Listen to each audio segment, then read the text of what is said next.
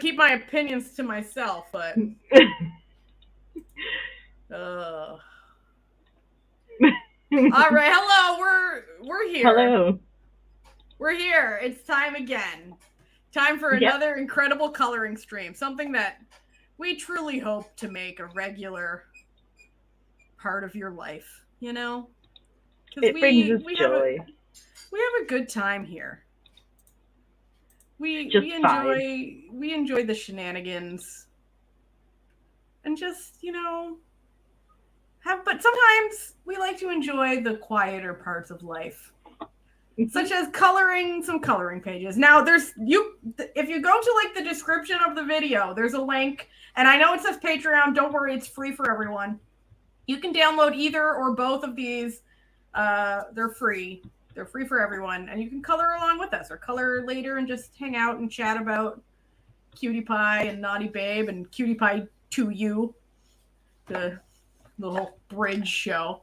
And that's what we're going to do tonight. We're just going to peacefully color and chat about Cutie Pie. Now, for anyone who doesn't know, I am 100% obsessed with Cutie Pie. Oh, Mike, that's what we love to hear. That's what we love to hear. Mike, you know what you should do? You should go download the coloring page, print it, and color it drunk. And then on the Discord, there's a channel called Coloring and Conversation that you can post your work at. Please do so. But I am I'm the world's biggest Cutie Pie fan. I don't know if people knew this. I'm obsessed with Cutie Pie. I know that objectively, it may not be the greatest series to ever grace our screen. However, in my heart, I don't care about that. I have seen it more times than I care to admit. Every time I'm sad, I turn it on. Yeah. I love it so much. And so I was like, hey, Lucy, do you want to do a Cutie Pie stream? And she was like, say less. Also, if you're wondering, I have like every Crayola pencil crayon under the sun. I'm not using anything fancy to color over here. I'm a digital artist, but hopefully you'll be suitably pleased with what we come up with. Yeah, we're both pencil crayoners. Yeah, I'm too scared to. I can't commit. I can't do markers either. They stress me out a little too much. Like, I suppose I could pull out some watercolors. That might, like, this. I use like heavy like textured cardstock, so that could like work really nicely. But like, okay, that one I like. I have my little page over here picking what color these. That's a little dark.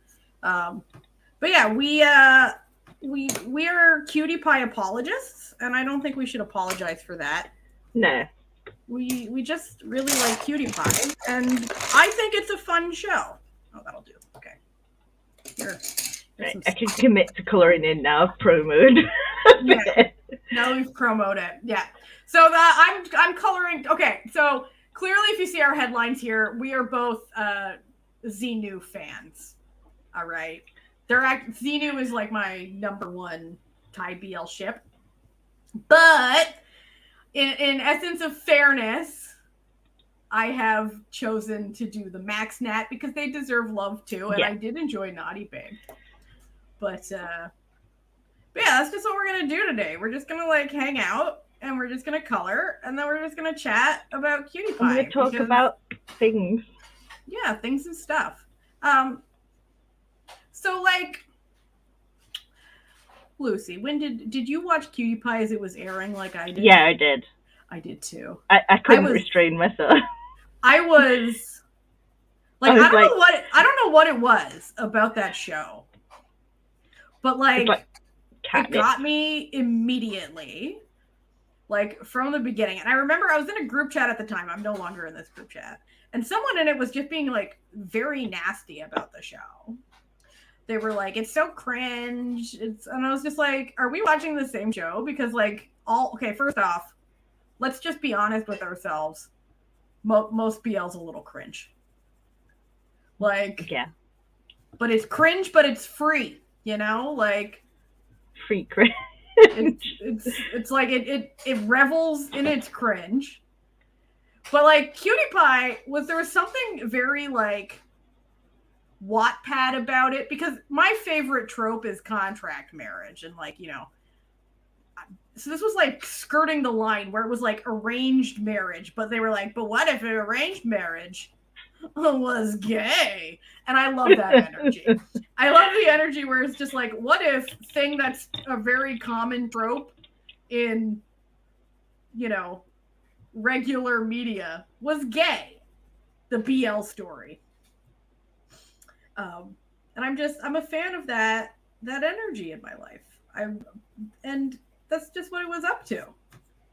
And I feel that in my heart. And then we were introduced to like they made a character who was a singer, and get this, they did something wild. They hired a singer to play the singer. No cringe guitars here. No cringe. That's right. Well, listen, Mike, it became legal. Okay, that was literally the plot of Naughty Babe. Read about it. Naughty Babe was very aspirational, but I like, you know, I had watched Why Are You, so I was already like, all right, Z, our verse king, we love to see it, right? And then he was like, just killing it as the classic tsundere. Yeah. I love it. Yeah. But I really actually very much appreciated how Cutie Pie was just like, yeah, it's kind of stupid that gay marriage isn't legal, huh? Like, yeah, they committed to that, like. Yeah, they like had whole message. Naked bath conversations about how gay marriage should definitely be legal. And, you know, I appreciate the effort there. I think that's nice. They did carry that through to the second one. Yeah. As well. When in the second one, it just was legal at that point. They were like, oh yeah, it's legal now. Don't worry about it. But no, I just something about Cutie Pie that I can't. Well, there is one big thing about Cutie Pie. And he doesn't appear in any of these images, but that's Perth is in it. And I love Perth with every fiber of my being. I got. What? Oh, they do get the steamy teamy, okay? They don't. No, not in Cutie Pie. Okay, Mike. In this, in Naughty Babe. Now, okay, if we're gonna talk about Naughty Babe, immediately we have to get it out of the way. Was Naughty Babe as good as Cutie Pie? No. It absolutely in no way was as good as Cutie Pie was better than it in every possible metric except for one. And that was how unreasonably hot the actor who was playing Max's dad was. Because Jesus Christ. They didn't have to do that. Okay?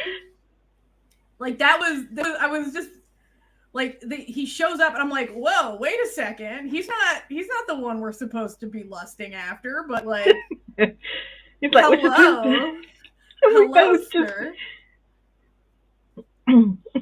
Like he was too hot. Okay? And I was just like, okay, clearly I'm getting old because I'm like this 50-year-old man, like, do some Tai Chi more, like, please.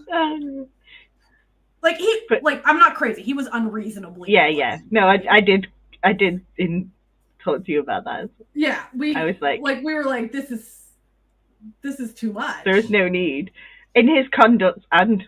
Like everything, it's like, oh my god, he's genuinely like supportive. And also, like, I really like the energy that like he likes his son-in-law way more than his actual son.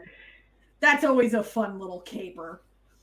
But yeah, Cutie Pie, so cute, So cute. If anyone's just like watching this and hasn't seen it, I'll tell you the plot of Cutie Pie. I feel like we should probably. Yeah. I'll tell you the plot of Naughty Babe too while we're at it afterwards. So, Cutie Pie follows who Lucy's coloring right there. These two chaps. Who one of them is the one's like the son of like a really like old money aristocratic family. Okay, and his entire life he's been absolutely in love with his older son, like probably like 6 years older, 6 to 7 years older than him, son of like his family friend, like his family's, friend, who is like a water company magnate of some sort.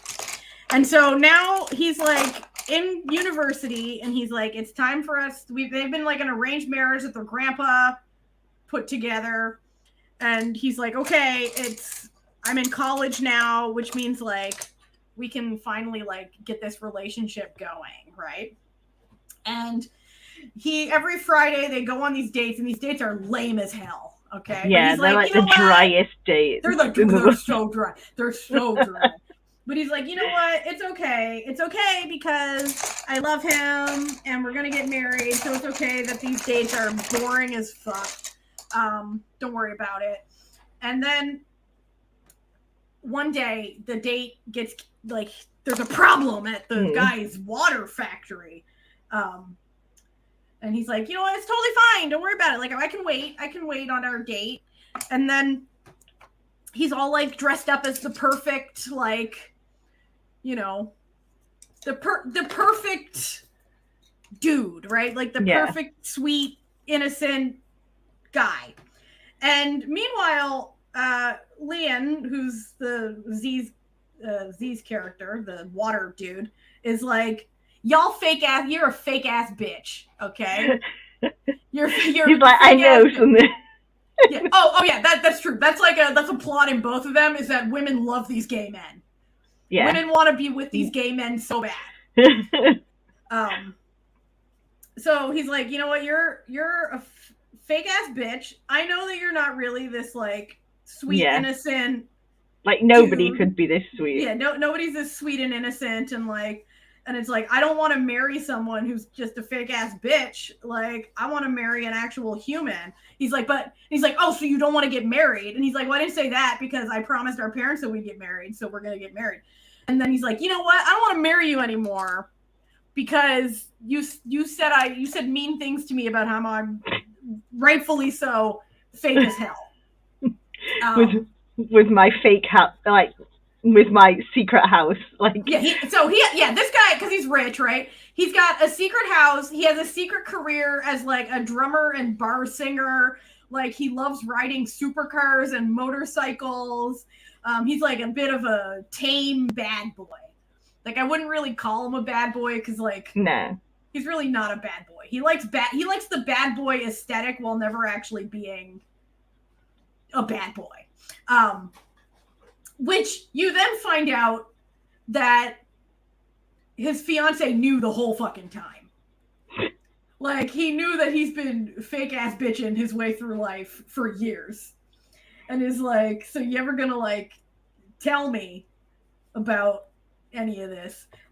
So he constructs this new plan to like, because he's also, okay, this is what I don't know. Yeah. This is my one problem with Cutie Pie. All right. Is like, we do this whole thing where he basically insults his fiance and is like, you fake ass bitch, right? And then pretends like he doesn't love him, but he clearly, through all of his actions post that, clearly does. Yeah. Like, and has been in love with him for years, since they were little kids, and is like really psyched to be engaged to him, but is like, for some reason, pretending that he doesn't. And then has to like get him to love him again. Like, I don't know.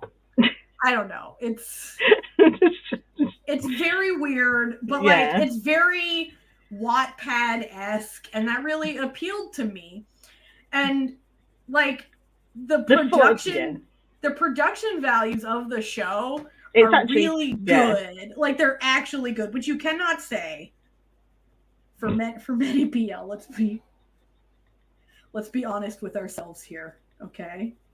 It's a genre that sometimes they can't all be Kin Porsches. Let's just say that, production value wise. But this one has very good production value, and so it's immensely watchable, and like the characters are really fun, and I'm really into it. And then they had like a second show. Listen, he's stalker. Let's not throw these harsh words around, Michael. He's a concerned watcher. An accurate, a correct term around. Listen, he's a bar singer. He's just an audience member. Yeah, listen. It's not like this was a private event he broke into. It was a public bar. Mike, let us have this one, Mike. Okay. Because if you want to talk like dysfunctional relationships, we gotta move on to the next show. All right, we gotta move on to Naughty Babe, because what I love about Naughty Babe, so we're presented these two characters who is, you know, the kid's best friend and the adult's best friend, who have like a similar dynamic, except he's a total crybaby, and he's even meaner. Yeah. So, oops, hit my camera here. Perfect match. Yeah. So classic caper. And in the show, they like work through their weird, like dysfunctional relationship in Cutie Pie, and then they get a dog to save the relationship because they're gay. Gets needlessly recast. No. I actually have a theory about this, but I'll get to the theory. And then they like save the relationship. But then in Naughty Babe, it's like, and in 3 years, the relationship has totally fallen apart, and they have this sexless engagement. Yeah, he really does buy him a dog to con him into not being mad anymore. Which, like, don't do that shit. But okay, so they recast the Chihuahua in the second series. But I have like a theory as to why they recast the Chihuahua. And it's because in Cutie Pie, the Chihuahua is naked. Yeah. Okay. And in Naughty Babe, the Chihuahua never is naked. No. The Chihuahua's a never nude. It always has some. It has some adorable outfit. So I think they literally, like, my theory is for the first season, it was just someone's dog. Like, it was literally just one of the crew. Yeah, it was literally just one of the crew or the actor's, family pet. But then they were like, oh, wait, we actually need the dog to, like, do stuff and, like, wear clothes and not be distressed about this. So they had to hire an actual Chihuahua actor who, let me be real, was the star of the show. Yeah. The outfit for the wedding. Ugh. Listen. That beret. That dog was a star, okay? Like, that dog knew that it was the star of the show. In fact, they spent so much money on the dog that they couldn't even, like, remember what a tiger looked like for the CGI. Oh my god, okay. Yeah, there's a really bad CGI tiger, but, like, bad in, like, a kind of hilarious way. Yeah. That you're just like, this is fun. Because there's, like, tiger trauma. They really upped the stakes, because in Cutie Pie it was just dog trauma. Yeah. Like, he'd been attacked by a dog, but then they were like, that's not exciting enough, so now we gotta make it a tiger. So they kind of retcon the backstory. But I have to talk about Naughty Babe because it was immensely fun. Okay, it was. But Lucy, you recently rewatched it. Did that plot make any fucking sense?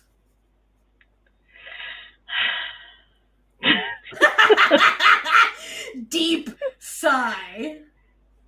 Listen, I was just in it for the vibes. That's true. Because we're presented with this it was too elaborate of a scheme for the amount of time the scheme was given, and also it presents like his character making this like scheme to ruin their own wedding, but like nothing in the scheme makes any sense. And then the last episode turned into like a heist movie. Like a heist movie where they introduce characters that you had no idea who they were. You've never met them before. It was like, so good. Does she even go here? Like, who are you? But the show operated on vibes, okay? PWP. Yeah, listen. The show was here for vibes and vibes alone. And you know what? Sometimes you just need that vibe, you know? What color are you? What color are you? No. Yeah, sometimes you just need you just need like a vibe sometimes, you know? And the show said that's all we're gonna deliver you. Don't worry about it. And you know, I think that's fun. You know, and everybody looked good doing it, including the dog. The dog especially. Oh god, I should have drawn the dog into this. I'm not really good at drawing animals, I'm gonna be real. I'm admitting my own flaws here. It's a Chihuahua. They look like an approximation of a dog anyway. Listen, I have a Chihuahua. In the best way. I wasn't hating. I was just stating the facts. That's true, though. It's true. They always look vaguely confused about everything happening. Like, I get it. You're not wrong. Which made it the best choice of dog for playing opposite, like. No, Mike. I see Mike has getting nasty in chat saying I've been happier with More Naked Max. No, Mike. Do you know who we'd have all been happier with? More shirtless dad. That's who. Because let me tell you, they didn't have to do that. They didn't have to. But they did. But they did. Oh, it was too good. Oh God, the dad. I'm still thinking about him. I'm like, almost paradise. So the thing is, like, you felt like you could fall for him, though. It was his actions as well that contributed. Yeah, he was like, oh, wait, have you been cheating on my favorite person in the world? We don't do that. He's like, no, Dad, I know we don't do that. That's why I didn't do it. I fucking love these shows. They're so dumb, and I love them so much. Like, and the amnesia-ception going on. Welcome, Katie. You're never late. Like, you're never late. I can't remember my childhood. I can't remember, like, you. Oh, fucking. Listen, Naughty Babe pulled out every trope. You can possibly. It was like amnesia turning into. Sorry for the spoilers, by the way. Amnesia. You've had months to watch these and years to watch Cutie Pie. Amnesia, like for Cutie Pie, it was like it wasn't like an believable plot. You know, like within the structure of like the show that it was presented, it was like, yeah, okay, if these rich families were doing like gay arranged marriages, everything else that happens in the plot is vaguely believable. You know what I mean? Like it's not outside of the realm of reality as constructed by this world that they're presenting. But like Naughty Babe was like, fuck it. We're gonna do amnesia, then not amnesia, but then fake amnesia. We're gonna do triple amnesia. Like the levels of damage that Max was like to have to pretend to have amnesia so that he could like show affection. Yeah, new money. Yeah, exactly. New money marrying old money name. That's a believable plot for like an arranged marriage like thing. But in this one, it wasn't even like old money, new money. It was like guilt money. I don't know. I think they had something going on before that anyway. Like if they'd have just been naturally like. Yeah, they were like the families were like business business related. Like it was clear that like they knew each other in like a business sense, so it wasn't like outside the realm of possibility that these people know each other. So it was just sort of like, what are we doing here, man? Like, it's all looking nice. I don't ever do traditional art, so I don't ever know what I'm doing. But like, listen, we don't have to be good at coloring. You just have to enjoy what you're doing, you know? And we're just here to have a good time. Where's my one? Yeah, let's do a little blending here. Blend that shit. All right. But there's something about them that I can't really like explain about this series. It's the same sort of thing that like Love in the Air has, where it's like, yeah, you're like, okay, I acknowledge that this might not be high art. Okay. Like, we're not arguing that like these are the greatest shows artistically or like narratively ever made, but the vibes on them like they're just good I'm about to say good wholesome fun. Well, Mike, you should pull out that acrylic paint, print this, and get to painting, my friend. But I just like, they make you feel nice when you're watching them. They make you feel happy, you know? And I feel like there's a really important part in the world for just that sort of, you know, entertainment. That's just like, it's like why people like Harlequin novels, right? It's like no one's arguing that like the average Harlequin novel is like a high art endeavor, but like they're nice, you know, they're enjoyable.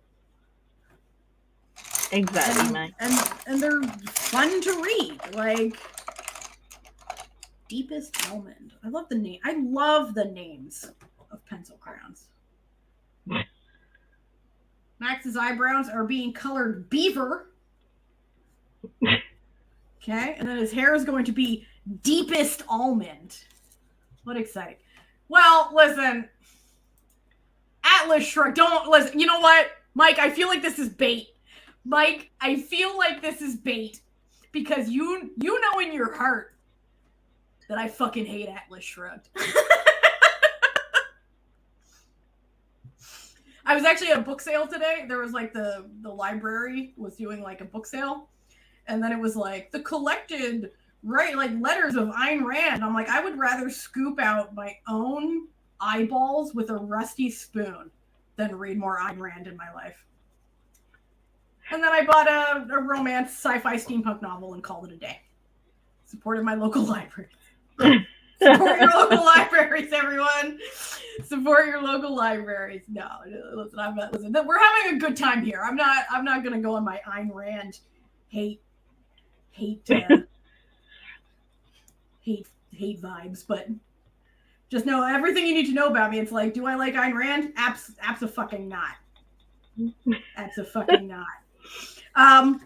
But I do like, and you know what? I feel like Ayn Rand would not be cool with the Cutie Pie universe.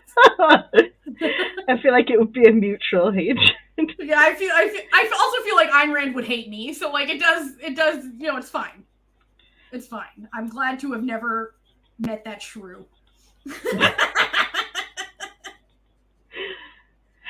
she's on fucking sight.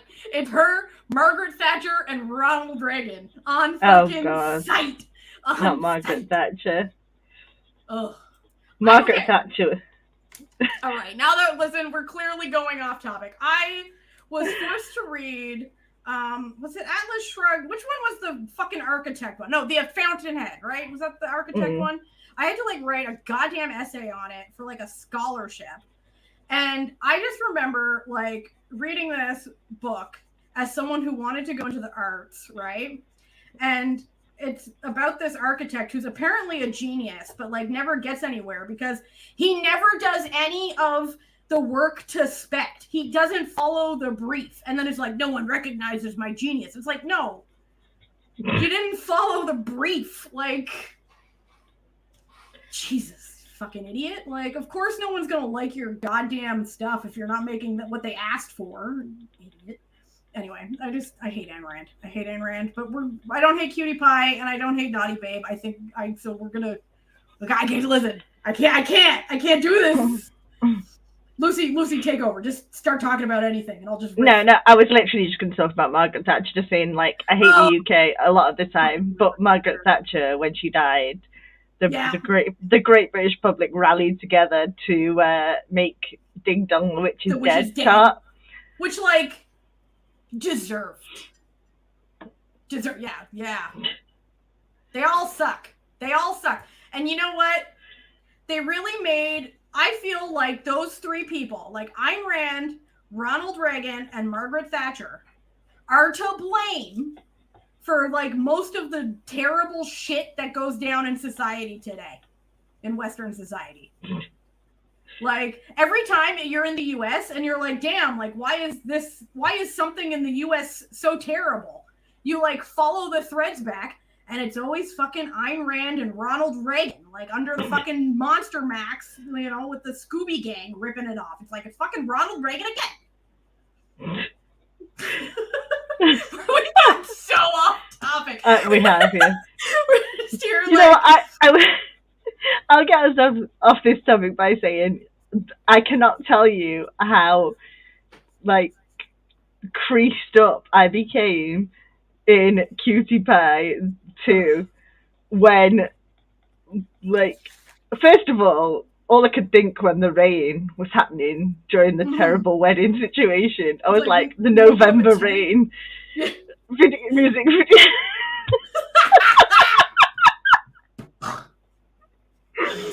Okay, my thing on the horrible wedding was, as someone who worked as a wedding photographer, and I guess still kind of does, so if anyone needs a wedding photographer, I'm not half bad, if I do say so myself, is like, no one thought of tent. Yeah, you're having an outdoor wedding in, like, a tropical climate, and Didn't they know the night before as well the weather was supposed to be bad, and they were like sort of just like, wishing it away? It's like no one thought tent, huh? No one thought to have a rain plan for this outdoor beach wedding, huh? Like, seems foolish to me. But then it's okay because our Lord and Savior appeared like Jesus. Yeah. And everything was right again. Listen, as soon as Perth shows up, the fucking sky's clear.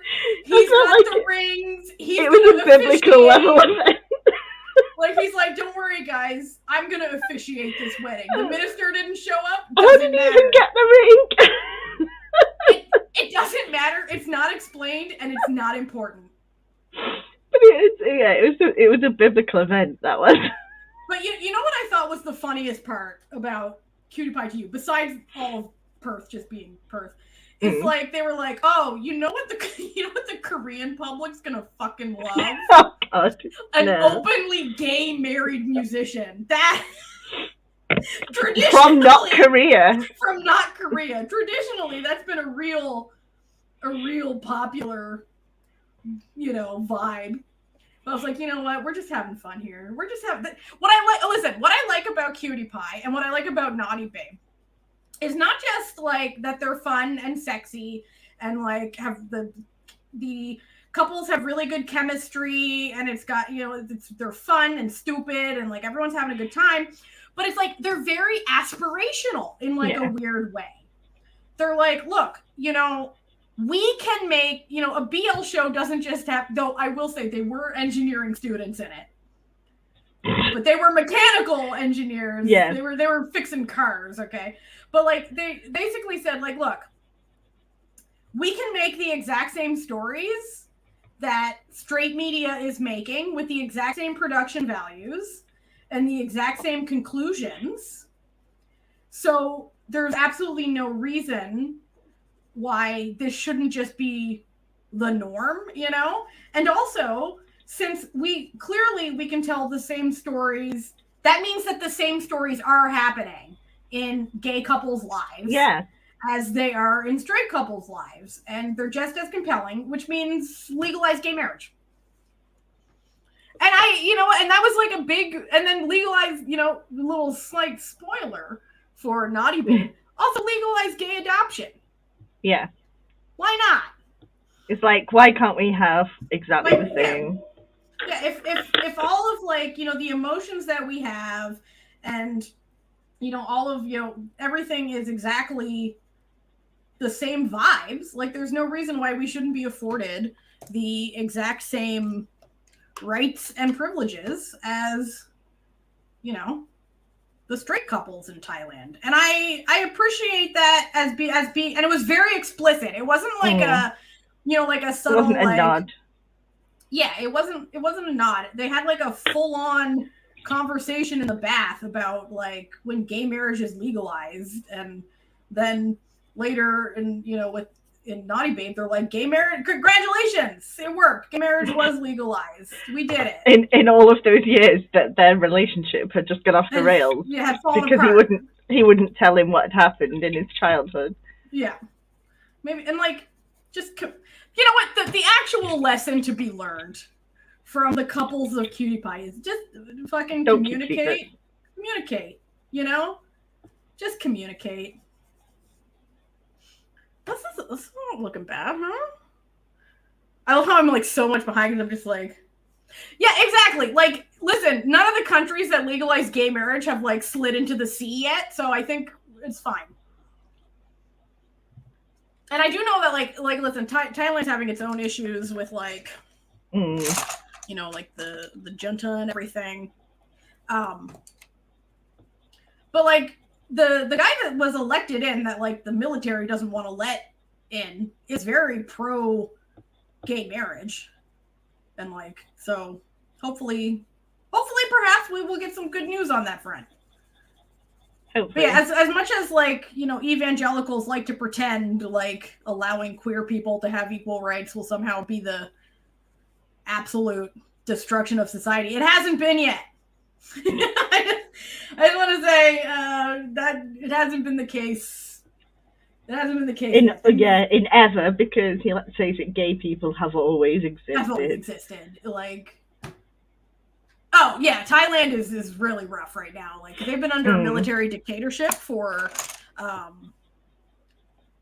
quite a few years, and they have really, like, you can't defame any, like, anyone in the royal family and like official, you know, like what's the word I'm looking for here? Like officials who work, and it's like like you can go to jail for that. So it's like it's a bit of a mess. So like all of these, you know, activists in Thailand who are working hard for queer rights, they're doing so under incredible danger to self, which is you know, which makes a show like this, as silly as it is, kind of important in a weird way. And Naughty Babe definitely doubled down on that as well. Like, the whole. And it's like I get that, like, it seems like on the surface, like a show like Not Me is very overtly political, right? Because that was like the whole plot of Not Me, was like political change through guerrilla be gay, be activism. Yeah, exactly. But like, I feel like these sort of like silly, cute shows still have a very important political slant at sort of like being a sneakier way to slide. So if they're like, oh, people just tuning in for like cute boys smooching, that might be so. But while they're smooching, while you're here, wouldn't it be great if these boys could openly smooch in real life too? And yeah, it would be pretty great, you know? Yeah, exactly. It makes the political activism like easier to digest for like, say you're like, with the exception of the spicy bits, which aren't, you know, they're not Kin Porsche level spicy bits. You see a nip. Though I will say that last sex scene in Naughty Babe, I was like, should I be here? Like, yeah. I feel like I'm intruding on something. I was like, this really is going on for a long time. I feel like I'm intruding on something really private and intimate right now. I'm not sure I should be here, but like, I am here. So, but like, it really makes the, like, for most of it, it's like you could just be watching this with like, you know, like a person who maybe isn't necessarily hostile towards the queer community, but maybe is just unfamiliar or like, you know, like ignorant, I think is the best word I can use here. So it's not like they're anti-gay, but it's just like they don't really think about it that often. And it could be a good opportunity for them to be like, hey, wait, you're right. Like, it is kind of silly that these people who are just like you and me, like, you know, don't have the same rights in society. Because, like, you know, people are like, oh, yeah, he does. He does. Listen, the Delulu to Trululu pipeline with the actors on these shows are a bit wild. Yeah. But as we were saying before we started, yeah, it's not Delulu. It's not Delulu if it's true, right?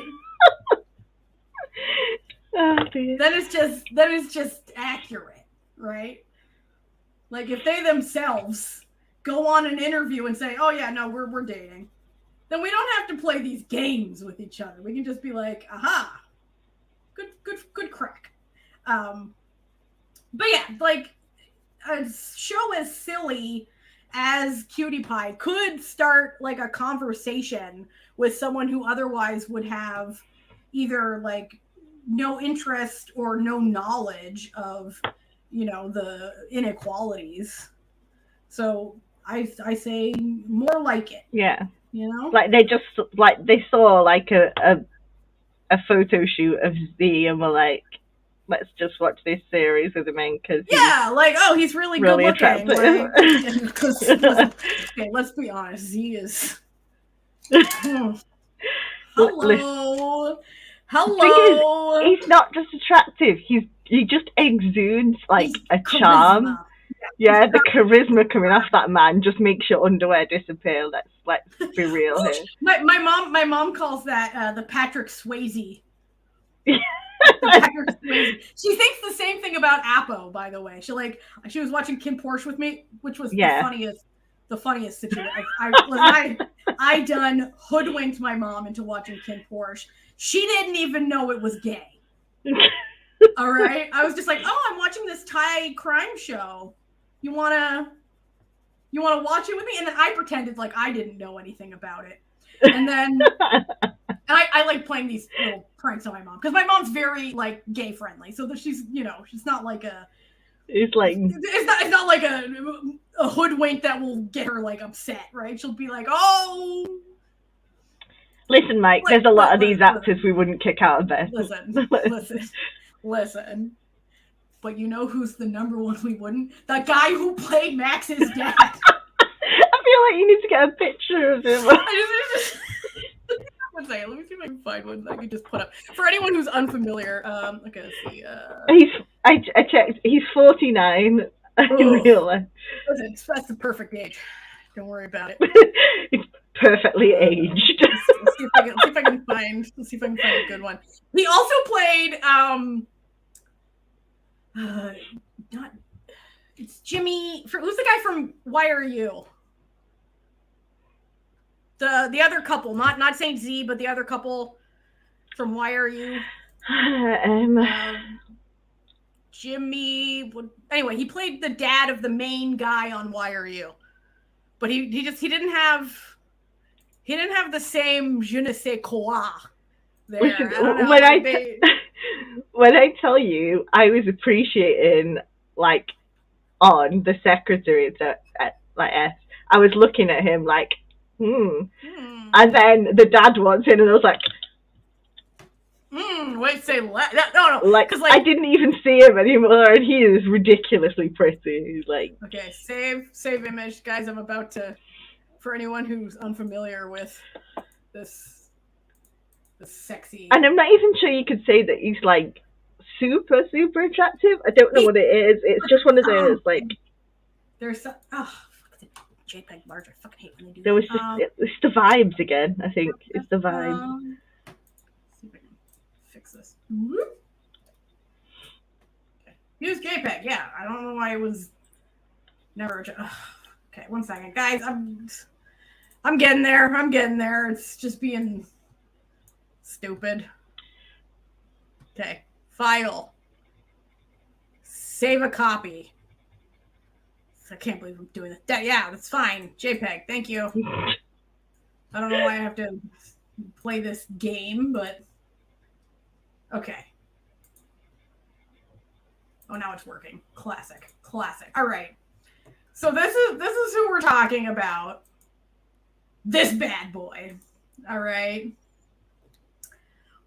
But when I tell you this picture doesn't do the justice, it doesn't do the justice. It doesn't. It was so much more. But yeah, no. Like they play such a convincing father and son as well. Like so perfectly cast. They like the energy is the same energy. So I gotta like give the casting director like real props for that. I think a lovely lemon yellow suit for Max here, for Nat here. Yeah, lemon yellow, hell yeah. Okay, let's go to town. But yeah, like I feel like these silly sorts of shows can be very like sneaky activism.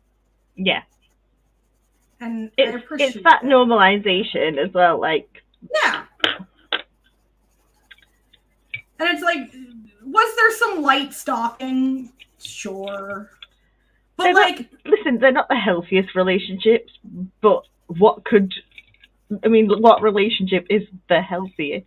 Like they can't all be my husband. They can't all be. What I mean? Yeah. They can't. Oh yeah, they're like. They can't. Natalia's husband, who definitely snuck in and brought me this cup of tea that I'm enjoying. I knew he would I knew it. Lucy was here earlier, like about 3 minutes before we started recording, where I just like turned around. I was like, "Hey, honey, are you making a cup of tea?" He was not making a cup of tea. It was a big question, and he's used to my shit. Yeah.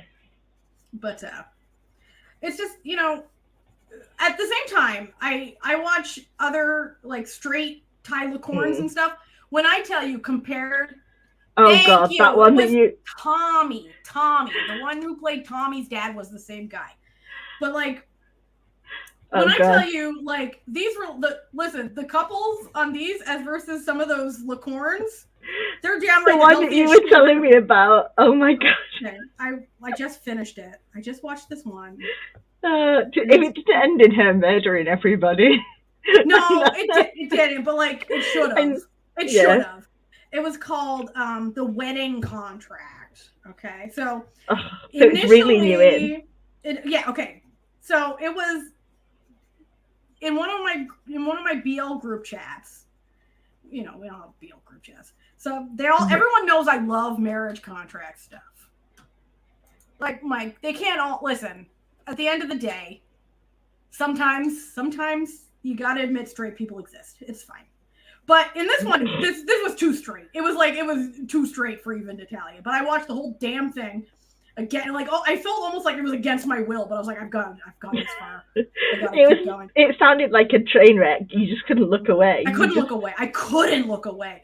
So basically, it's called the wedding contract. You meet this woman who her parents die in a horrible factory fire. All right. And then she goes to live with her grandfather, who lives next door to this like rich farm magnate. Okay. And for some reason they hate each other and are really mean to each other, despite the fact that like there's no actual reason ever given for why they hate each other.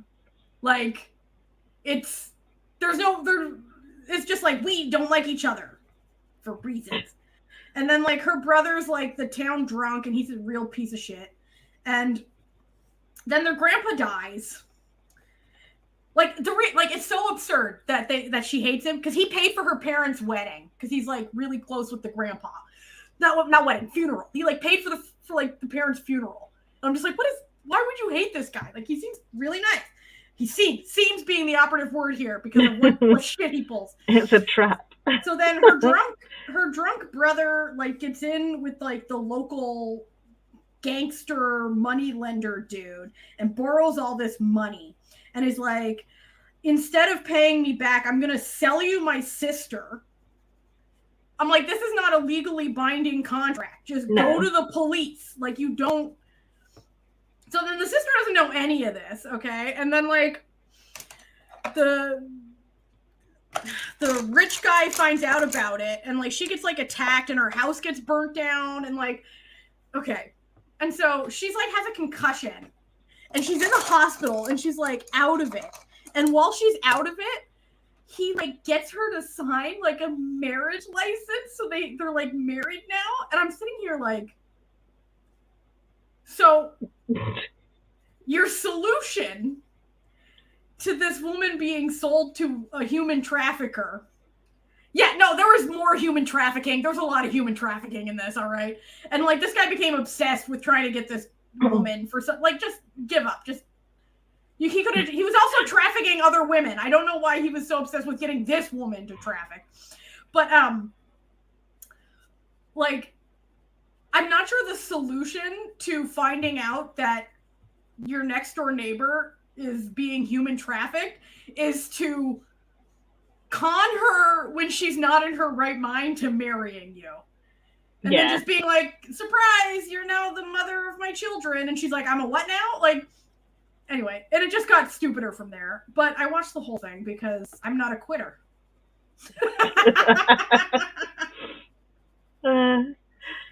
Me and Natalia both have this same problem. Listen, we can watch anything, and we do. And as a pre-warning for anyone who didn't know this, I informed Lucy of this yesterday, and she was shooketh to the core. Pavel's new show, Pit Babe. It's Omega. I did not know. No one knew. They kept it so secret. It was so good. Like, I love the idea of loads of people watching it to get into it, and now all of a sudden, it's not like they've become indoctrinated. It's not like they waited till like the end of the episode. It was like the first scene. I was like, wait. Why are you talking about pheromones? Why are we doing? Yeah. They are now indoctrinated into the ABO life. It's like it's Omegaverse. When I tell you, and then because this happens to me all the time, where I'll just be like, I'll go to like a fic or a webtoon, and I'll just be like, okay, like I'm gonna read it.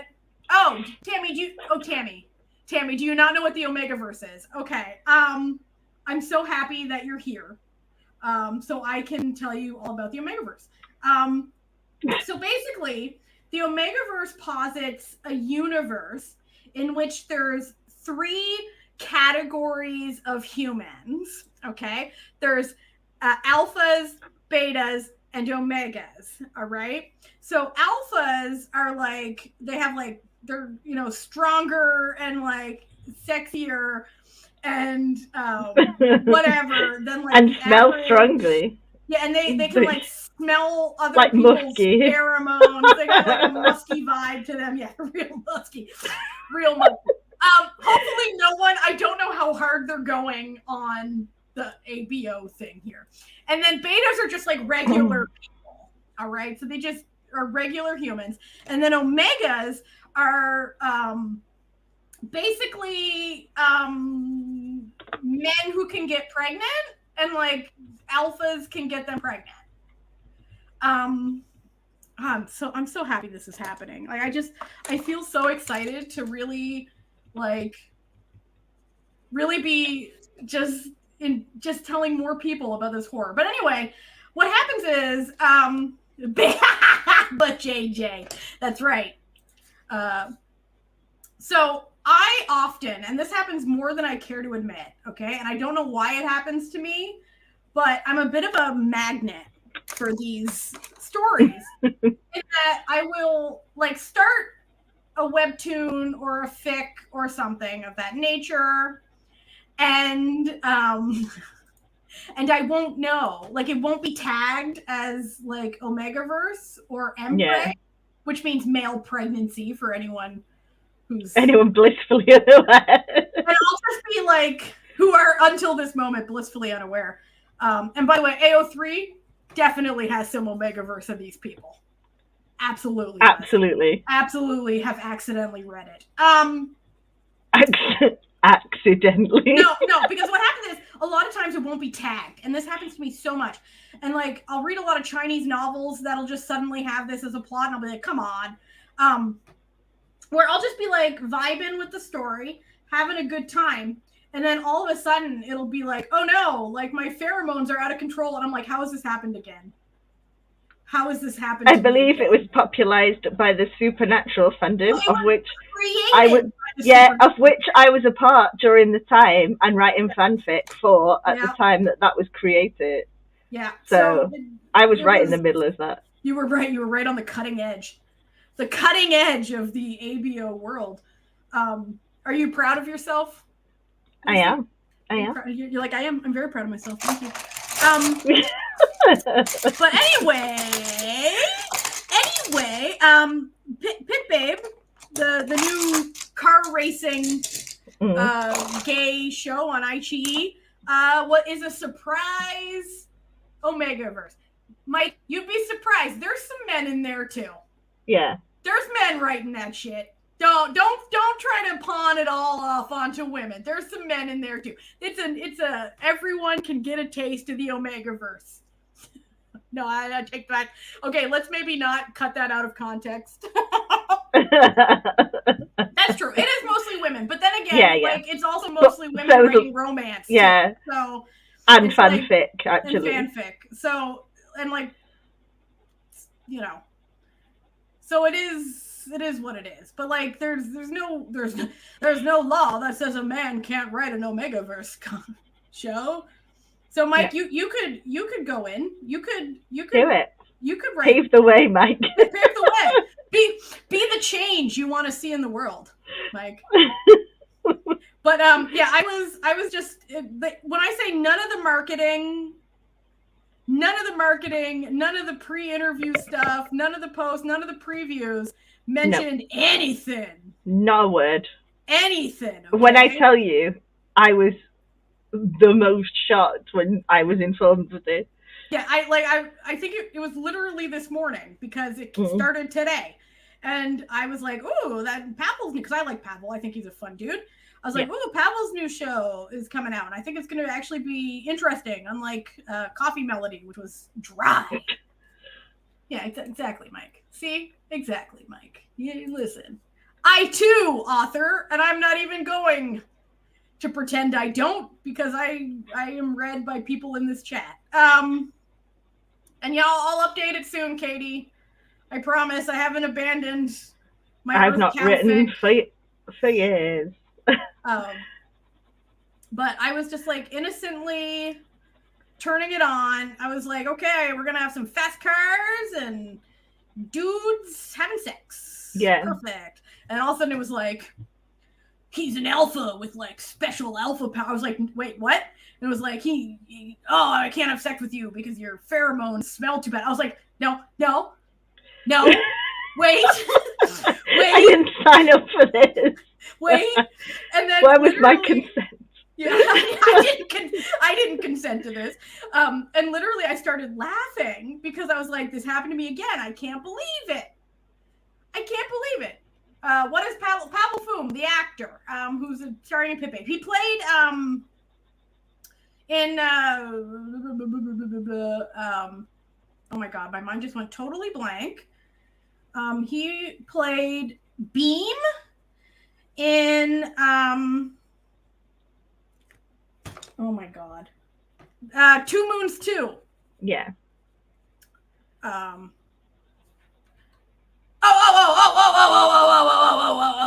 He's like a super alpha, okay? He's like the alpha-ist alpha, whoever alpha'd, okay? And it, for some reason, gives him car racing advantages. Yeah, I was a bit surprised. I was like, Katie doesn't know who Pavel is? I know she's in 2 Moons too. You know what, Mike? Agree. Hard the agree. Best of the Moons, yeah. Hard agree. That's not a controversial statement. Hard agree. Yeah, he's a super alpha, and then he meets like a dormant alpha, who I assume will probably actually be like an Omega. Like, surprise! It's always a surprise, Omega. It's always a surprise. Let's just who agrees to have sex with him in order to like borrow his cars because he wants to also be a car racer. Anyone dropping in to this stream right now? And we're not talking what the hell are they talking about? We've got well on. We've definitely we've gone on a new track. Let's. Oh yeah, no, yeah. Like the tattoos this time actually make sense. Yeah, he has to. But he's also a power bottom. We love that for him. Okay. Yeah. Pavel's playing a power bottom. Big fan. So I think that will prevent any mpreg situation. But to get it back on track, what's everyone in chat's favorite Cutie Pie character and/or scene and/or? We haven't talked about Sin and Noah yet. That's true. So there's the tertiary characters who now have their own show as well.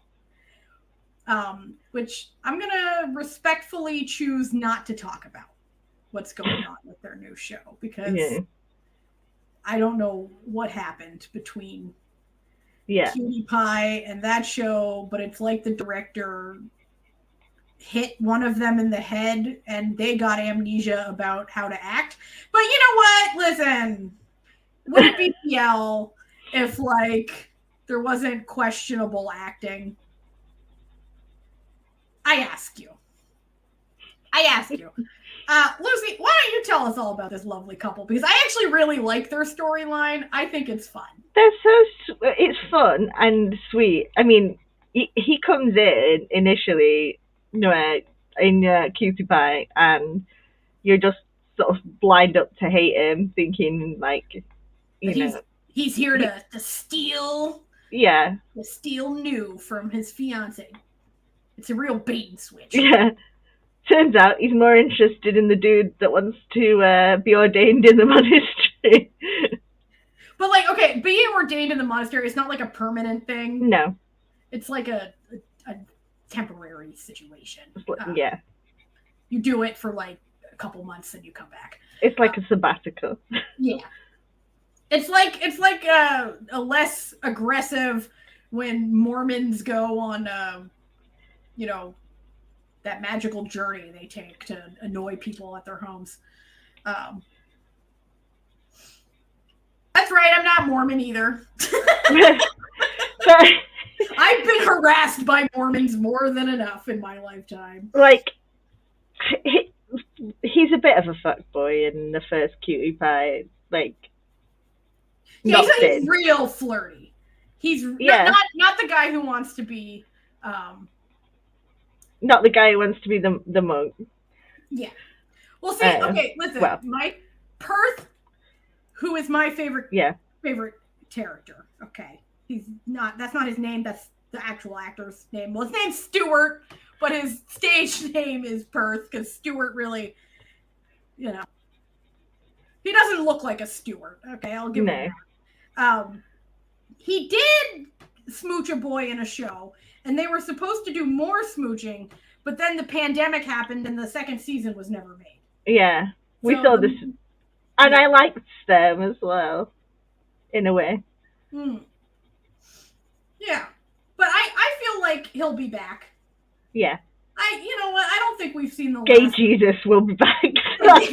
Gay Jesus will return in a new show, I'm sure. I like seeing these actors who's just returning out of nowhere. Like Benjamin Glacier just returned out of nowhere. That I was like, hell yeah. So I'm excited about that. But I also Xenu made, and if anyone knows where I can watch it with subs, please. Oh yeah. They made a horror movie, a gay horror movie. Yeah. That came out over the summer, and I would like to see it. I would like to we need that in our eyeballs. Please. Yeah, I need that in my eye holes, please. But the Monk Boy definitely reforms the fuckboy. Yeah. Yes. And they're a bit of an idiot simp pairing because he's such a simp for Sin, and then Sin is just Sin. I think my favorite part, and it's kind of subtle because the translation doesn't really do it justice for what it means. No. There's like one part where like they're all convinced that he's after like, you know, news character, right? Yeah. Which valid because a lot of people are. Yeah, like he's a hot commodity, right?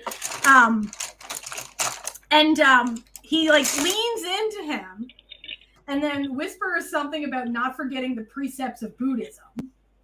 But like what that actually means is like, don't worry, he's not gonna like do anything that would be considered morally wrong with his friend, which is code for I want to do bad things with you, you know, but like not morally bad things, just sexy bad things. So the show is so but they're such a cute pairing though, because Sin's just like having this whole awakening over this guy. Yeah, because he's, you know, you get the impression that like he's never even had a crush on anybody, let alone like a guy. Oh, hell yeah. Listen, you know what the worst part is? It's actually fun. Like, it's pretty fun. Yeah. Like, I would like you know, it's, like, I don't know where it's going, but, like, it's got all the elements of, like, a really fun, sexy drama. So it's like, all right, okay, so they have pheromones. Like, you're in now. It's too late.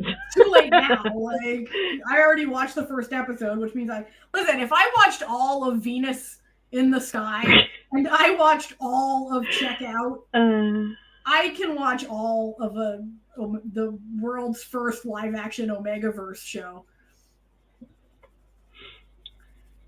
Like, but here's my thing about it. Why wouldn't you advertise that? Because then you would get the Pavel girlies, you'd get the BL girlies, and then you'd also get the Omegaverse girlies, right? Like, you'd get the, you know, but... They wanted to trap everybody. I know. But you know what this means? This means we're going to be... I finished Checked Out, okay? Mike, if I start something, I'm a finish. Right? And Checked Out suffers from something that Cutie Pie and Naughty Babe don't suffer from. Okay? We're talking about Checked Out. Yeah. And the thing that Checked Out suffers from is that it's fucking boring. Okay? Like, it is the most boring show I have ever seen in my life. And the problem, like, quite literally, in the most literal sense of the word, it's fucking boring because it's fucking, and it's boring, and then it's fucking. And then... Like, and so the problem was, whoever was making, I felt bad for the actors because like they were doing their best, you know. And this is the same problem I had with Venus in the Sky, is that whoever writing and directing the show thought that having like sex scenes would be interesting enough to keep people interested in the show. But the problem is, if you don't care about the rest of the show, there's no impetus to watch just for some softcore pornography. You know what I mean? Like, if all you're in it for is the sex scenes, you can just go to Pornhub Gay and get better things. Oh. Okay, Katie. Listen, okay, that bottom top, that's a sex position, not a personality. I feel like a porn director could have made a better plot. Like, I don't know. No, they could have. Yeah, like, you know, I swear to God, like, there's a porn director involved in playing this kind of thing. But like, and then I decided to give the company a second chance, and I checked out Venus in the Sky, and God, was it boring.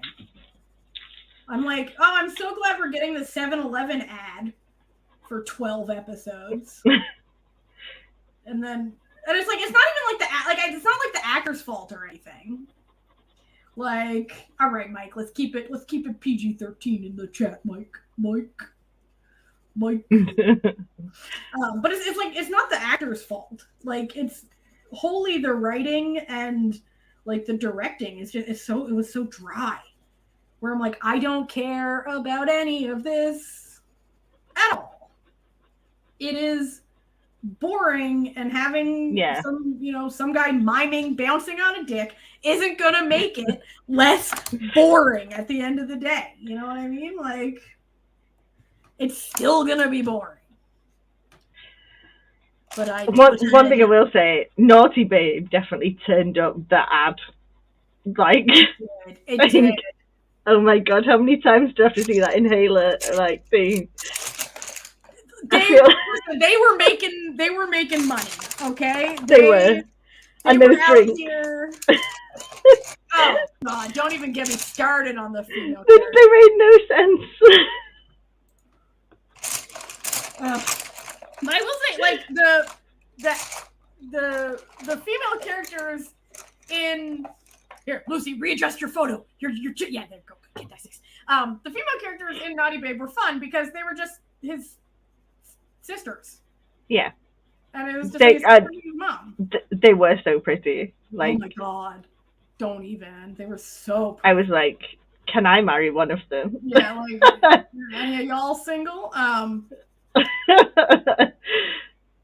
But I just really enjoy, like, Cutie Pie as a whole. Like, I think that it's a fun show that's, like, adequately well acted for a BL. Like, okay, listen, these aren't masterclass filmmaking, all right? But you're not watching BL for masterclass filmmaking. You're watching it for good vibes, you know? Yeah. And it is a comfort show sort of show. So like, much so. I was like, speaking of, I was rewatching Love Tractor, wasn't I? That's so. That show's vibes. Gay-chan is just like the ideal. Considering I've got like a pop vinyl of Tuxedo Mask on my desk, I feel like that's exposed me. Okay, yes, but see, to be honest, his is fantastic, and we do get the occasional master class, but that's not generally. It's like the same reason why you're not reading a Harlequin, like you're not reading an erotic novel for like master class writing, but when you get master class writing, it's such a delight, right? Yeah. But like, you're still gonna read it even if it's just fun. And sometimes it's like junk food, isn't it? You know. Yeah. It's like, in a good way, though. Like, and by no means degrading it. No. It's like, listen, I love me some junk food, you know? But like, they can't all be master classes. Some of them just gotta be silly, fun, good times. And Cutie Pie and Naughty Babe and Cutie Pie for You are just good, fun times that are just meant to vibe and make you feel nice when you watch them. And that's great, because there needs to be a place for things that are just for fun. And I feel like a lot of people get really bogged down in like being sort of overly critical of things that were never meant for like a critical. Especially gay media, like, gay media has to be high art. It all has to be like the most perfect relationship. There can't be any sort of. There can't be anything. It was like, you know, when Kim Porsche came out, and you had all this terrible discourse that was like, this is so, like, you know, it's so like, immoral, and there's so. I'm like, it's a mafia plot. What do you expect? They're monsters. Like, if this was straight, you wouldn't have a problem with it. You know, because you'd be like, oh, what a good crime show. But instead, people were like, BL's not supposed to be like this. I'm like, it's a crime show that just happened. Like, BL is a tag, not a genre. Yeah. And I say this all the time, and people look at me like, what are you talking about? Where BL is a content tag, and the content tag tells you that there are going to be some boys smooching, okay? And then just like if bromance is a tag, it's telling you there are some boys who should be smooching but aren't. Yeah, that aren't smooching. But like that are smooching off screen. That's what bromance means. But like BL means that there's going to be some boys smooching. However, that's not a genre. Boys smooching, not a genre. No. Okay? So like rom-com is a genre. Sci-fi is a genre. Oh, they absolutely did. They absolutely did handle an age gap relationship. Yeah. Fantasy is a genre.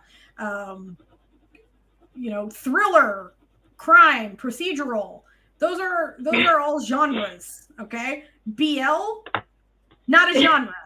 K drama, not a genre. No. It's a geographical tag. Okay.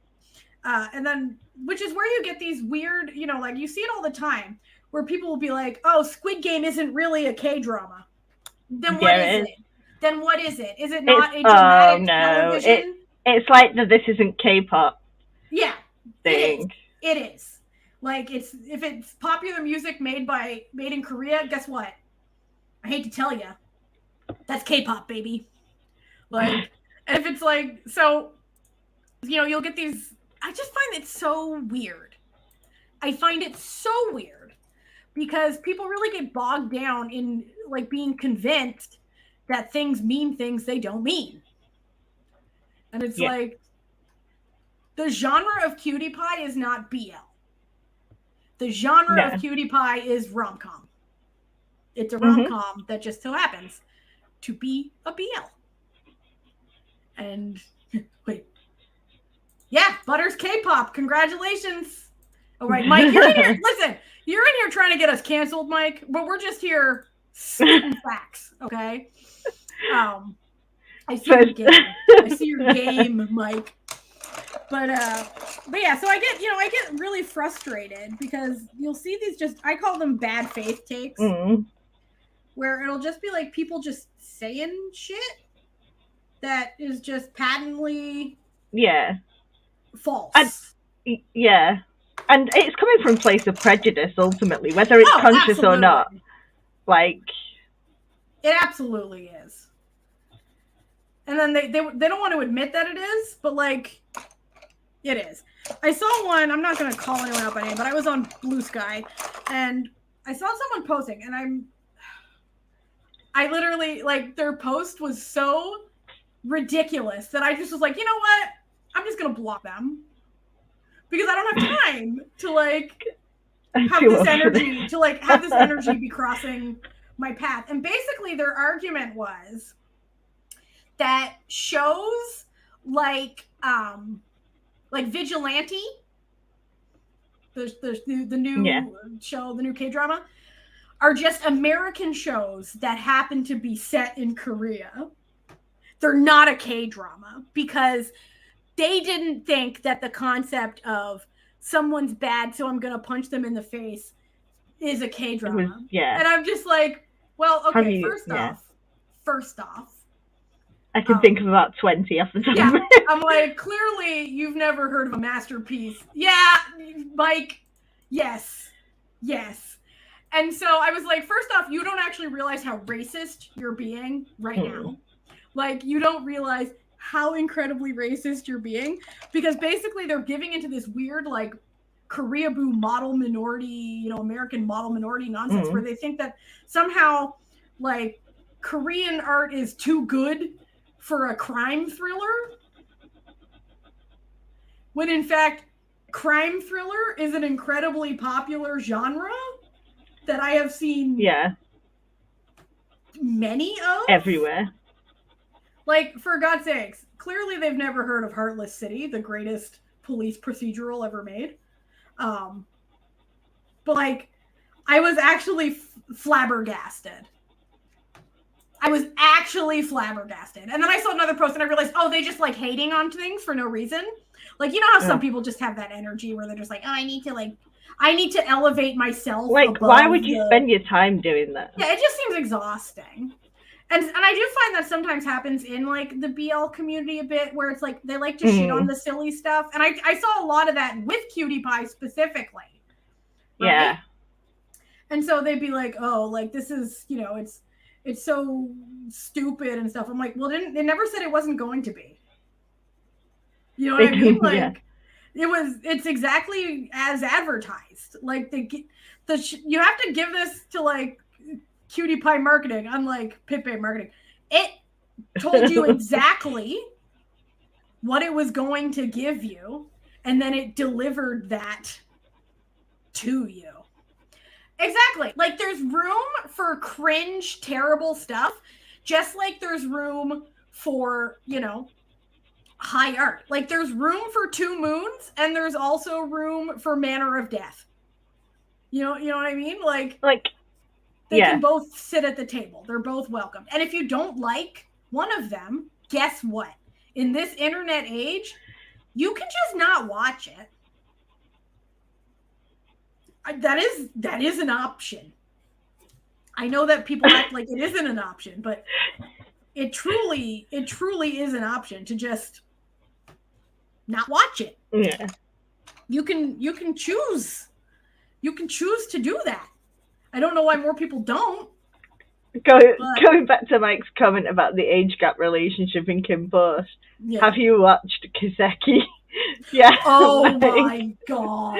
Oh dear God. First of all, I've never met a more gay gang than that. Listen, you thought Ken Porsche you thought Unforgotten Night had a gay mafia. Oh no. Oh no. Kiseki said, we're gonna one up you. But also questionable. Yeah. So questionable. Like, I'm in a room with this student for a while. And like, listen, there's certain things. Okay, yeah. You know, and the worst part was, it was such a compelling fucking show. Yeah, it was. But I was like, I don't like this. Like, I don't like this dynamic, but I'm still watching it. But at the same time, like, to be honest, like, what someone watches fictionally has absolutely nothing to say about their own personal. This is another conversation to be had in like BL communities as well, especially. And the morality policing that goes on in these spaces is fucking insane. Like, we didn't watch Kim Porsche because we were like, I see myself in there. Yeah, it's not like it was an aspirational, like, relationship. I always fancied a chain lamp.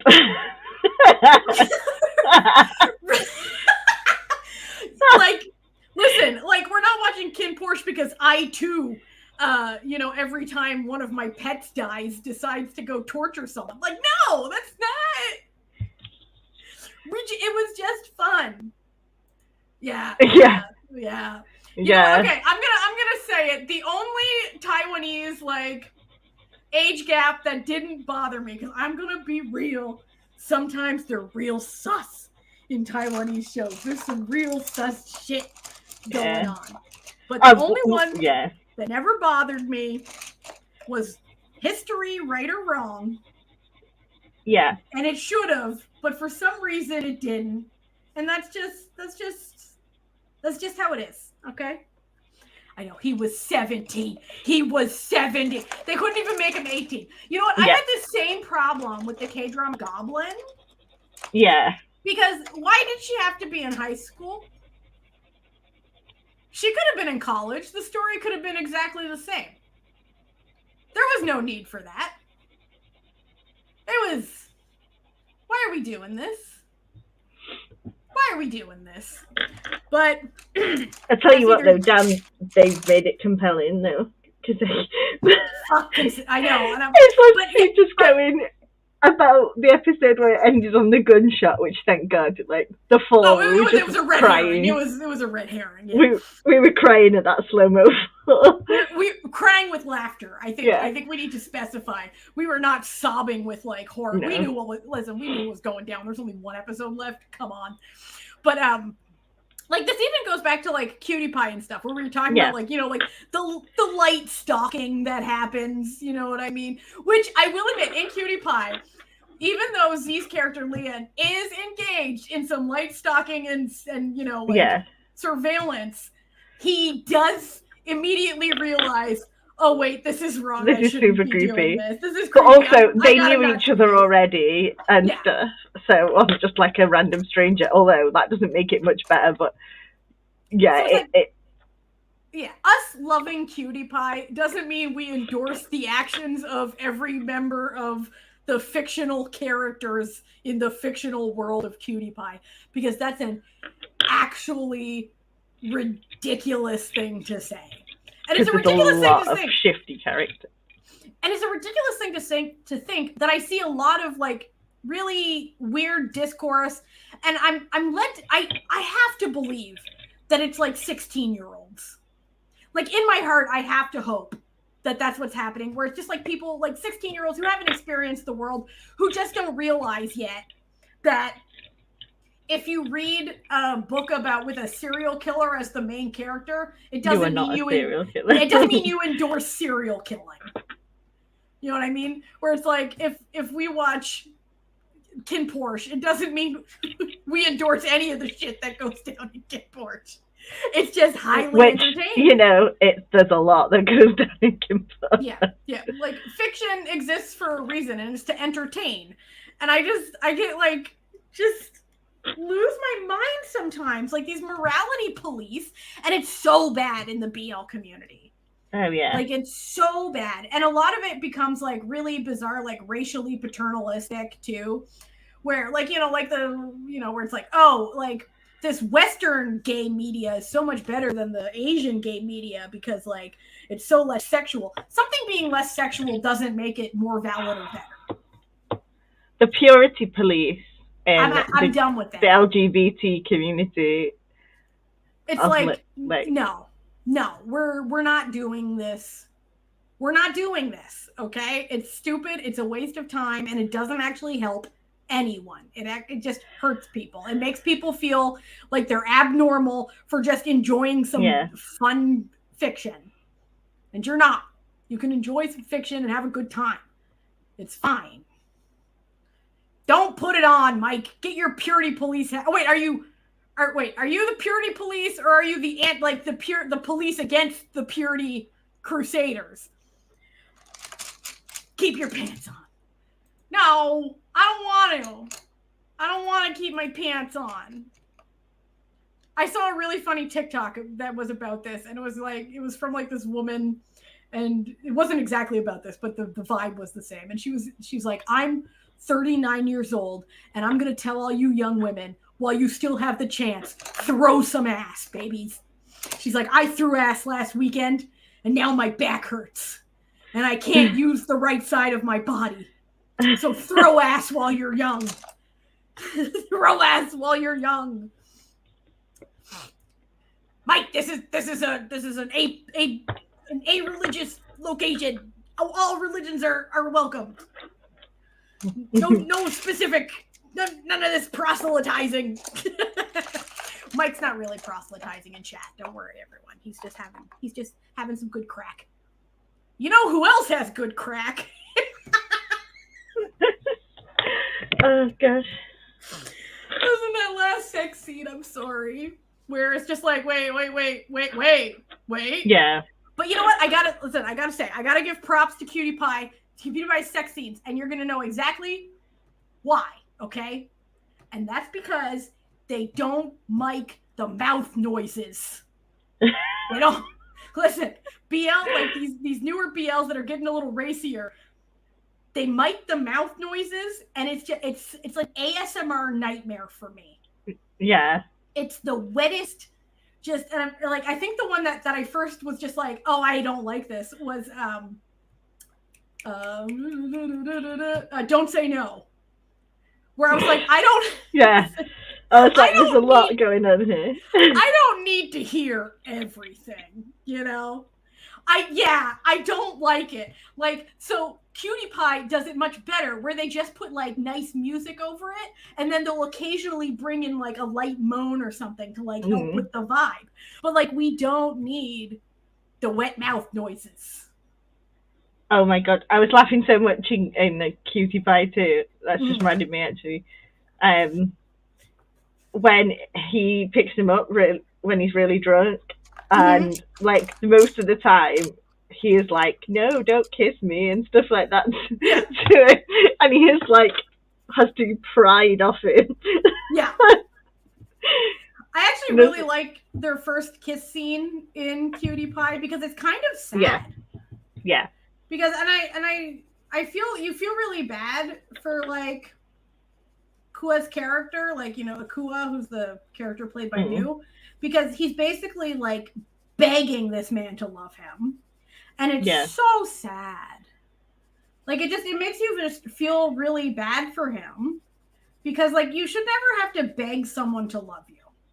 That's really depressing. Which, spoiler alert, Kondia later on with them. There's a running scene here.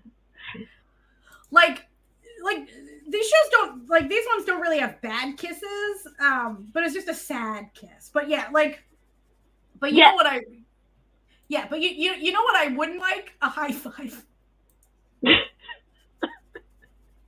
The COVID era high five. I'll never let it go. No one will ever let that go. Nothing says I love you, guy. I love you in a sexual way, like a nice hearty high five. No. Oh God. I can't believe that we've been talking about Cutie Pie and stuff, and we have not talked about his shrine yet. No, we've not talked about what? Oh, the shrine. Oh, okay. Okay. Look, so my favorite part is when he goes back to the house when he's drunk. Like, the energy of that photoshopping is top tier in Kua's shrine. I love how he still got it. Like, it's just like, no, because like what I love, it's like it happened, like it's the it was in the show Secret Crush on You Too. He had like a creepy shrine of the guy that he liked as well. But I always like the energy where it's like, surprise, he's into that shit. Like, so instead of seeing this creepy Photoshop shrine and running a mile and being like, and you know, Liam being like, oh, that's fucking weird. Instead, he's like, oh shit, he's got a creepy shrine of me. Hell yeah. Let's face it, Z. Ugh. Well, in this show, he's you know that he's a secret freak in this show. Oh, like, absolutely. Not even secret, actually. Once he's unleashed. Yeah. And what I love is like Max's character is not a secret freak. No. But Nat's character definitely definitely is a freak. Well, it's a secret. Listen, it's a secret because, you know, Kua didn't know. Right? Yeah. And so he's like, thinks he's just some straight edge business guy. Yeah, exactly. Who just wants listen, this show is basically two rich tsundere and their trophy swinks. Yeah. That is the both shows. You know, what more do you want in life? In a nutshell. I would love to be someone's wait, I was about to say something and realized you're functionally unemployed and a stay-at-home wife who's not required to do, because of your health problems, any of the usual cleaning or anything that like a stay-at-home wife would normally do. I am. I'm living my dreams, everyone. Believe in yourself. Believe in your dreams, and you too can be a trophy twink. I'm a little too chunky to be a. But yeah, like, it's so funny. I'm a trophy. If I was a gay man. Oh, Mike. Oh, Mike. Now you're talking our language. Though I must say, I'm really excited. I'm really hoping that royalty show comes out. Yeah. Because, say less. Like, even more Wattpad than Cutie Pie was Wattpad. And I'm here for that energy. Like, New is a rebel prince and Z's his hot bodyguard who has to like protect him but keep him in line. Say less. Okay, I'm listening. Like, you don't have to like stop selling when you've already sold. But you know what? To bring the comment back up, Z would be so down for that. Yeah. He'd be so down. Like, he would. Like, hell yeah. No. Oh my god. Good vibes. What? Just randomly into my head came that video of him being gifted by fans the pain relief patches. Terrible. His face. Like, and I can't remember what New got. New was getting like flowers and plushies and cute things, and they're like, "Here you go, it's an old man, like paper patches and like back patches and Tylenol." And he's like, "Guys, I'm not that much older than him. Guys, I'm still in my 20s. Guys, please, please don't do me this way." That's so funny. I just think they're such good vibes. Yeah. And like, I think they're both good. They're interesting dynamic pairs as well. Like, you're sort of invested in both of them. Yeah. In their own ways. I think he just turned 30, Mike. And then Nunu is like 23 or something, 22, 23. He's a baby. He's a little dude.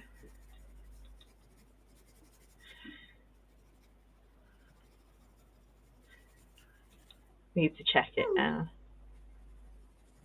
Actually, he's 31. Oh, never mind. He's just turned 31. Okay, yeah, he's in his 30s. He's a hag like us. And New is 22. Okay. But that's whatever. Like, I'm not going to judge people if everyone's legal. I don't care. Do what you want. As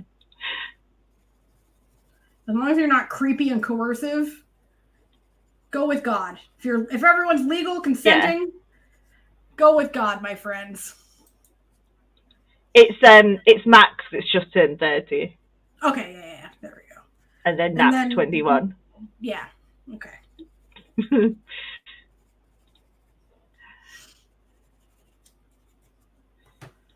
think I'm done. He is the sugar baby. And he embraces that life. You know what? I love that for him. Okay, I love that for him. I think that's great. Yeah. He's living his best life. What more do you want? You know, like go with God, friends. Go with God. I love Xenu so much. I like any opportunity I have to like just be like, I'm just gonna enjoy some Xenu today. Like when I'm sad, I'm like, you know what'll really cheer me up right now? Watching Cutie Pie. I have it, so it's on iQIYI, and I have it. iQIYI has a very generous download policy. Yeah. Good night, Mike. Good night. Goodbye. Good night. You too. Katie, I'm sorry. You're the sugar daddy, though, Katie. Katie, you're the sugar daddy, Katie. Katie, I'm sorry. You fucked up. You fucked up, Katie. Katie's my sugar daddy.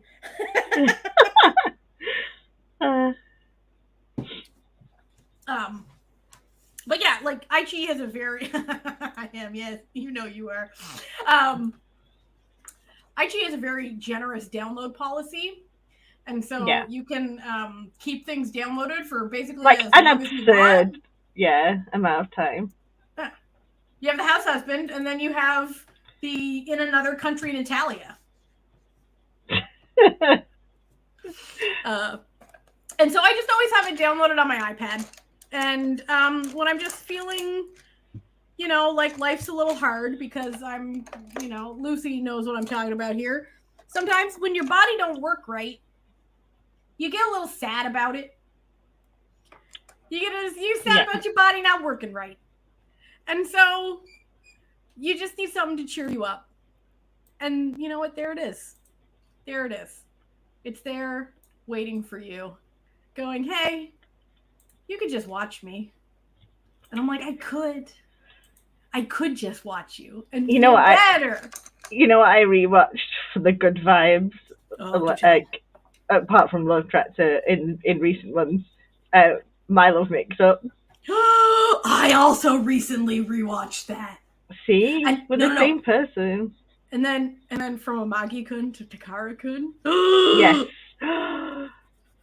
Ooh, the good vibes. And Cherry Magic's always a safe bet. Always a safe bet. And if you're looking for something straight, I always rewatch Strong Woman Do Bong Soon, but just the romance cut. You know, where it's just like him simping. Yes. Yeah. It's the best. My favourite scene in that is when she's running off with him in the princess carriage. But what I love about it is he's just looking at her like she's the most incredible thing he's ever seen. It's such a role reversal, and it's brilliant. That show knows what it's doing. I love it. I'm watching the new one too. It's fun. I've not started it yet. It's like much more. It's even more comic booky than the original. Because I was actually just talking about this literally with my podcast, where like the original it was comic booky, but then they made the villain not comic booky. Yeah, like he was just creepy and off-putting. And then so it felt really like jarring when it would like switch between like her just punching, harmless gangsters and then him raping women, and you're like, this is uncomfortable. But the new one is just they went full comic book. Like the villain is a comic book villain. Like he's like it's good, and he's the guy playing the villain is killing it. Which always helps. Yeah, that's right, Katie. Katie just sends supplies to my house, and then I make her things. We have a deal. We have a deal. Falling into your smile. Oh, I love falling into your smile too. Yeah. Ooh, that's a good one. And what's it called? I can't remember it now. What the hell's it called? The one where he's like the game. Sorry, the game guy. That's Falling Into Your Smile. Is it? Oh no! No. Go Squid. Go Squid. Yes. I love him so much. There's a questionable age gap. Right there. But I love him so much. Yes. Go Squid. Go Squid. So sometimes those Chinese dramas really hit different. Yeah. They do. Like and Chinese dramas, it's the same sort of vibe that you get from watching something like these fun little rom-com BLs, right? Yeah. Because when you go into like a Chinese rom-com, you know exactly, just like a Harlequin novel. Yeah. Just like if you're reading like a Dragonlance novel even, right? If we're going with, like something not traditionally female coded, you know exactly what you're getting into, right? Like you know what the vibes are. Yeah, you know what? She isn't though. This is my thing about Go Squid. She was like 19, turning 20, and had a PhD, and everyone treated her like she was an idiot. Yeah. And I was just like, girls, what are you talking about? She's a fucking genius. She just likes this guy. But everyone acts like she's a dumbass because she likes this guy who's moderately successful at what he does. Like, is that a crime? And I love him so much. He's such an idiot. But, like... We've got back onto the tuxedo mask. Yeah. I have a type. I love dummies. Which is so funny because I married... Like, my husband is so smart. Like, he's such a smart guy. Like, I'm the idiot. Like in the simp idiot, I'm the idiot. You know what I mean? But like, I love dumb men characters. I love himbos. We do. Dumb and kind. Yes. Please give us more dumb kind. That's all we want. Which is funny because that's not really any of the vibe in Cutie Pie, but I love it so. No. That's that's definitely like the love mix up. Dumb and Kind, and Tsundere. Then you've got Takara-kun to Amagi-kun, Dumb and Kind, Tsundere. Yeah. Then you've got Love Tractor, Dumb and Kind, Tsundere. Like it's a classic, We love it. We love the vibes. I love you just so much. but when it's a straight pairing. The dude has to be the dumb kind one. Yeah. Okay? Like, it doesn't work when the woman's the dumb one, because then it just feels weird, paternalistic, and weird. Yeah. It's just like, in straight ones, if it's like simp, the guy has to be the simp. Yeah. Otherwise, it's just like, I'm not not feeling this. Not feeling this at all, you know. Yeah. How's everyone doing? Yeah. I always end up watching really like bizarre Chinese like historical fantasies as well, like Mr. Dragon and like those. What is it? Werewolf Prince or something that I watched. Werewolf Prince was so good. It's so like good. When I say something is good, like when I say Cutie Pie is so good, I mean the experience of watching the show is incredibly satisfying. And I think like I have to sort of like explain this, because if you go on like my drama list for me and look at my ratings, I'm not actually rating a show based on how good the show is. I'm rating the show based on how much fun I had watching it. Yeah, because like it doesn't have to be high art to be enjoyable. Yeah, so it's like, so it'll be like, you know, like if I'm, so for like most C dramas, for example, they get like an 8.5 because I get an 8.5 out of 10 level of enjoyment from watching them. But, so I'm not, you know, I don't know. And, you know, I've rated highly some really utterly unhinged J-dramas. Because I've had such a wild ride watching them. I was like, I wish I could watch this for the first time again. Yeah. Like, oh my God. I wish I could watch Personal Weatherman for the first time again. Yeah. Which I think I also gave a pretty high rating. Oh, good. Talking about, like... just gonna scroll and find out what I felt. Talking about shows that just, like, you don't endorse the behaviour in. This man is the biggest mistake I've made in my life. Oh my God, yes. I had a wild riot watching that show. I laughed through that. Him sliding down the banister is etched into my brain. Just absolutely unhinged hilarity, right? Yeah. What did I... Oh yeah, like My Personal Weatherman, that got a 9 out of 10 for enjoyment, you know? And you know, they were so happy in their relationship. Sure, it's like... It was dysfunctional. Like Naughty Babe, it got an 8 out of 10 for enjoyment, because I felt it had an 8 out of... I enjoyed it 8 out of 10, you know? Which is pretty high. Yeah. Yeah. Like, things can just be fun, and that's what I like about Cutie Pie, is it not only does it try to be fun, it also is doing sneaky activism at the same time. Mm-hmm. And I think that's fun. I think that's fun. So, it's that soft power activism.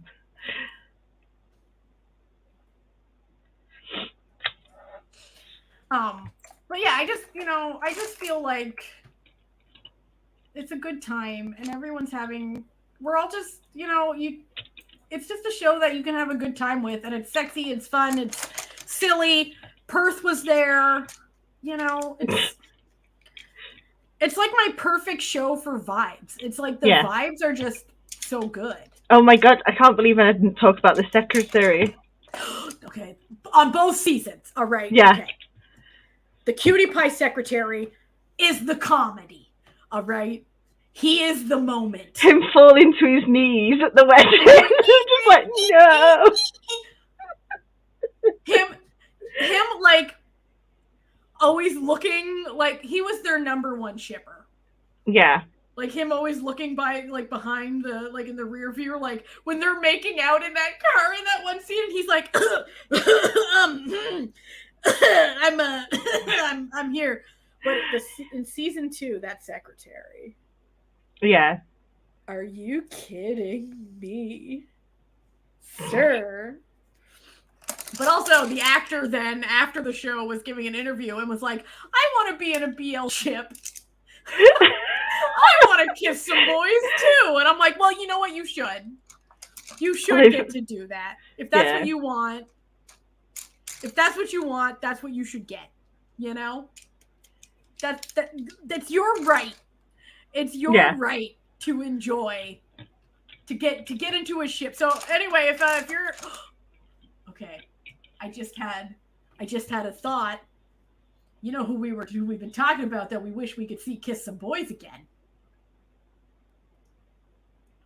Perth plus secretary. Yes. Yes. Let's speak this into the world.